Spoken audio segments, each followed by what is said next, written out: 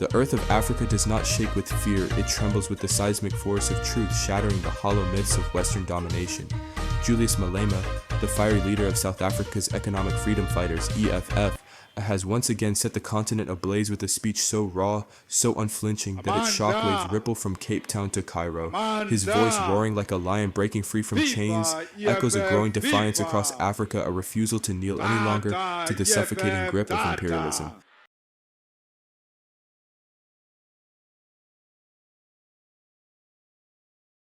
And in this moment, Malema's words find a fierce companion in Burkina Faso's revolutionary leader, Captain Ibrahim Traoré, whose own fearless stand has become a beacon for a continent weary of foreign hands carving its fate.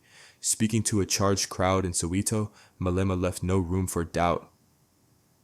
"Our friends will never be the United Kingdom, France, or the USA," he thundered, his voice slicing through the thick air like a blade through colonial deceit. "They were never there for us in our darkest hours. Everywhere America goes, they don't bring aid, they bring chaos." And the crowd erupted, fists punching the sky, red berets swaying like a sea of rebellion. This was no mere speech, it was a declaration of war against the lies that have kept Africa chained to the West's whims. Meanwhile, in the sun-scorched streets of Ouagadougou, Captain Traoré sings the same anthem of resistance. At the inaugural summit of the Alliance of Sahel States, AES, in Niamey last July, the 37-year-old soldier stood unshaken, his words heavy with centuries of exploitation. "This continent has bled too long under imperialist boot," he declared. To them, Africa is nothing but an empire of slaves. Our land, our resources, our very bodies, they claim it all. Their logic hasn't changed, but neither has our resolve.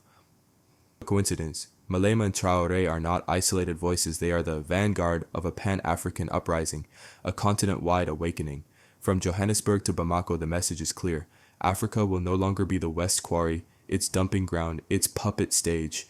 Malema's words strike at a pivotal moment as South Africa wrestles with its fractured identity caught between apartheid's ghosts and the new colonialism of Western economic control. His indictment is historical, unrelenting. Where were these so-called allies when our ancestors were shackled and shipped across oceans? Where were they when our borders were carved like carcasses? Where are they now as our children dig cobalt for their phones while their governments install puppets to keep us obedient? Traoré, the young captain who seized power twice to rip Burkina Faso from chaos, embodies the same defiance. Under his leadership, the nation has severed ties with France, expelled foreign troops, and embraced new alliances. At the AES summit, he didn't just speak, he roared. They still believe our gold, our uranium, our sweat belongs to them, but we are rewriting the story. The West is rattled. America, scrambling to counter Russia and China's influence, hears Malema's words as a slap. France, clinging to its fading France-Afrique empire, watches Traoré's defiance like a nightmare come to life. And Britain, its hands still stained with looted oil and diamonds, sweats as this fire spreads, because this isn't just anger, it's hunger. Hunger for dignity, for sovereignty, for a future where Africa dictates its own destiny. When Malema says America brings destabilization, not aid, the proof is written in Libya's ruins, in Somalia's rubble. He points to the CFA franc, a colonial leash, and the mining deals that leave Africans starving while foreign CEOs grow fat. The critics will howl. They'll brand Malema a demagogue, Traoré a dictator.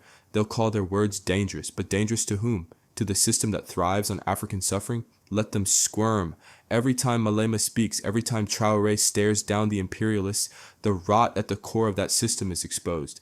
Africa stands at a crossroads. Malema and Traoré are not just leaders, they are mirrors, reflecting centuries of pain and untapped power. Their words are not speeches, they are war cries. The shockwaves from Soweto still pulse through the Sahel, through the Horn, through every village and city that has endured too much. And in their wake comes Traoré's echo. Africa is no empire of slaves, Kauko. No, it is an empire of warriors. And if the West hasn't realized it yet, they soon will, because Africa is rising for its land, its wealth, its future, and this time, it isn't asking permission. Today, we gathered here in the historic township of Sharpeville, a place that carries the blood of our ancestors, the pain of our past, and the resilience of our struggle. We do not come here to commemorate a so-called Human Rights Day, but to remember and honor the sacrifice of those who fell on the 21st March 1960 at the hands of murderous apartheid regime. We call it Sharpeville Massacre Day because it is a day of struggle and sacrifice, and not a day where opportunists and racists should be allowed to hijack this day to claim that it represents their human rights which has been violated. We call it Sharpeville Massacre Day because to call it anything else is to undermine the memory of those who gave their lives in the struggle against white domination, and it will allow history to be distorted. It was on this day that thousands of black South Africans took to the streets in defiance of the oppressive past laws imposed by the apartheid government. These laws were not just pieces of paper. They were chains that bound our people to poverty, oppression, and the state-sanctioned violence. Led by the PAC, our people courageously stood against injustice, demanding an end to the past law that restricted their movement in their own land. But instead of being met with dialogue, they were met with bullets. Sharpeville was not just a massacre. It was a declaration of war by the apartheid regime against the black majority. It was a moment that exposed the true brutality of white minority rule to the entire world. The USA is not interested in diplomacy. The USA is interested in dominance over us by any means necessary. And we must stand up and fight for ourselves because we represent a historical mission. And that mission is the return of the land. Whether Donald Trump's like it or not, we are going to fight for the return of the land in South Africa. Comrades, we gathered here at Dlomo Dam while our nation faces global pressure to protect the rights of white minority, while at the same time African people have never known peace and have never known justice. Not a single army general, policeman, or a station commander was ever prosecuted for the Sharpeville massacre. Not a single soldier, not a single police officer was ever arrested or prosecuted for the murder of kids during June 16 uprising. Yet today, we are told the whole of South Africa must be sanctioned because white people are victims of crime like the rest of us. And because we dare stand in solidarity with the people of Palestine and demand the return of the land which belongs to us. Comrades, it is for the first time in our history as democratic nation that South Africa faces the threat of sanction and economic isolation. And that is because the white minority which control the land and the wealth fears equality. Where was the USA when our mothers were fed to pigs in Limpopo by white farmers? Where was the USA with its sanctions when Eugene Terreblanche was raping young boys on his farm before they resisted and killed the racists because no one will act against him? Where were the sanctions of America when a child was shot by a farmer in the Northern Cape for picking a flower on his farm, and we were told that this child was mistaken for a monkey? Where was the international community when the racists at the University of Free State fed our mothers who were domestic workers human waste? Why were our people who were stuffed into a coffin alive in Mpumalanga not offered refugee status in America? Comrades, what does the USA have to say about the murderers of Flag Plus who roam our society today freely and have never accounted for their crimes? Why is the International Criminal Court to prosecute Voter Basson, Dr. Death, who used chemical warfare and medicine to poison and kill anti-apartheid activists? Voter Basson, who committed these human rights violations, is sitting comfortably here in South Africa while victims of his biological warfare which violated human rights, suffered the consequences and never saw justice. How can we be expected to reconcile with those who have never acknowledged these crimes and were never held accountable for them? How can we be asked to share our land, our resources, and our future with those who still believe that Orania and Volksstadt are their birthright in Africa, while the mass graves of our people are ignored? These are the people who have never appreciated with how they came to enjoy their wealth and power. People who still see us as servants, as laborers, as conquered people. People who did not even consider themselves Africans until it became convenient to do so, to claim indigenous to our land after calling themselves Europeans for centuries. Before 1994, our compatriots did not consider themselves as Africans and knew that they were Europeans who had acquired land through the theft and conquest. Today, we are told that we are violating property rights when we demand our land from people who called themselves Europeans just 30 years ago. Those who stole our land must face the truth that they acquired land through theft and genocide. Let them explain to us how they can still feel entitled to our land when they've never acknowledged the rivers of blood that were spilled to build their world. Let the ANC explain how they can claim to represent black people while aligning themselves with our former oppressor, selling out the legacy of our martyrs for parliamentary seats and empty slogans of reconciliation with those who still believe they are superior to us. We refuse to forget. Our ancestors are watching. The waters of this Domo Dam remember the blood that fell on this day and will ensure that their sacrifices are never erased. We demand prosecution of apartheid crimes, and that must be where the USA begins its investigation of genocide and violations of human rights. All those Boers who killed our people during apartheid must be arrested. All the army generals of the apartheid army must be arrested. All the apartheid policemen who came here in Sharpeville and killed our people, they must still be prosecuted.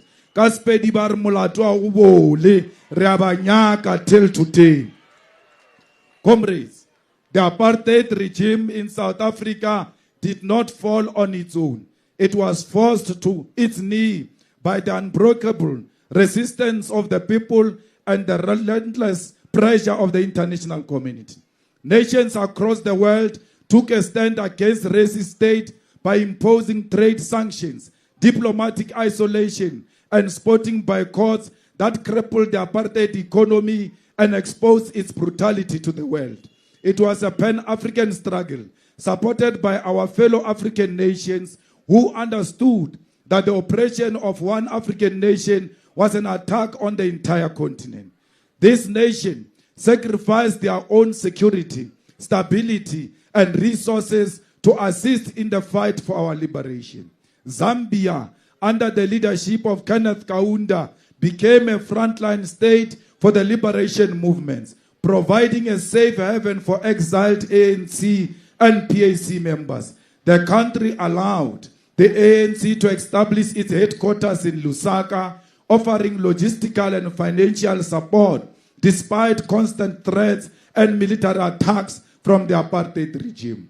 Zimbabwe, following its independence in 1980, played a crucial role in supporting South African liberation fighters, offering training camps, military aid, and political backing in international forums. Mozambique, under Samora Machel, gave direct military support to the ANC armed wing Umkhonto weSizwe and allowed freedom fighters to use Mozambican territory for training and strategic operations. Mozambique suffered attacks from the South African Defense Force as a result, yet it never stopped its commitment to the anti-apartheid struggle. Tanzania under Julius Nyerere provided training facilities, refugee, and ideological guidance to the liberation movements. Nyerere was a strong advocate of African unity and used his influence to mobilize support for sanctions against apartheid. Angola, with the support of Cuba, offered military training camps and armed resistance against South African Defense Force. Cuba, led by Commandant Fidel Castro, sent thousands of troops to Angola to fight against the South African military, weaken the apartheid state hold on the regime. This fight was fought successfully to a point where the regime retreated in Kutu-Konaval. Nigeria imposed an oil embargo on apartheid South Africa and used its diplomatic influence to push for global sanctions. Successive Nigerian governments provided scholarships for South African students and financial assistance to liberation movements. Several countries took decisive action by cutting off trade with apartheid South Africa, refusing to engage economically with a regime that oppressed and murdered black people. The United Nations first called for an arms embargo in 1963, but it was only in 1977 that it became mandatory. As pressure mounted, individual nations took their own bold steps. Sweden, Norway, and Denmark were amongst the first to completely halt trade and investment with South Africa, setting a moral standard for the rest of the world. India was the first country to cut diplomatic ties with South Africa in 1946 and consistently pushed for international isolation of the apartheid state. Canada, Australia, and New Zealand imposed sanctions on trade, investment, and travel against South African officials and businesses in the 80s. The European Economic Community, now EU, imposed a ban on new investment in 1986 and restricted trade with South Africa. These economic restrictions hit the apartheid government where it hurt the most, causing severe damage to industries and forcing white business owners to reckon with the reality that apartheid is unsustainable. One of the most powerful tools used against apartheid South Africa was its expulsion from the global sporting community. For a nation that took pride in its sports, this was a devastating blow to its international image. South Africa was banned in soccer, in rugby, and in cricket, and teams of nations opposed to apartheid, and their athletes refused to compete with teams representing apartheid South Africa. These international sanctions, along the armed resistance and internal uprising led by the liberation movements, created unbearable pressure that apartheid could not withstand. It is for this reason, comrades, that we are so adamant on our position to support the people of Palestine and call for boycott and sanction against the apartheid Israeli state, which is committing genocide. It is because our nation itself is a product of international solidarity. The question we must ask is, where was Israel and USA, which seek to call us a nation that commits human rights violation today, when the world turned its back on apartheid South Africa? We must never forget those who resisted sanctions, those who continue to trade with and arm the apartheid regime. The United States, the United Kingdom under Margaret Thatcher, and Israel were amongst the worst offenders actively supporting the apartheid regime. Let us never forget that the USA classified our freedom fighters as terrorists. The US did not just support apartheid with words, it armed and funded the regime. During the Cold War, America saw the racist apartheid government as a strategic ally against communism, choosing to back white supremacy over justice.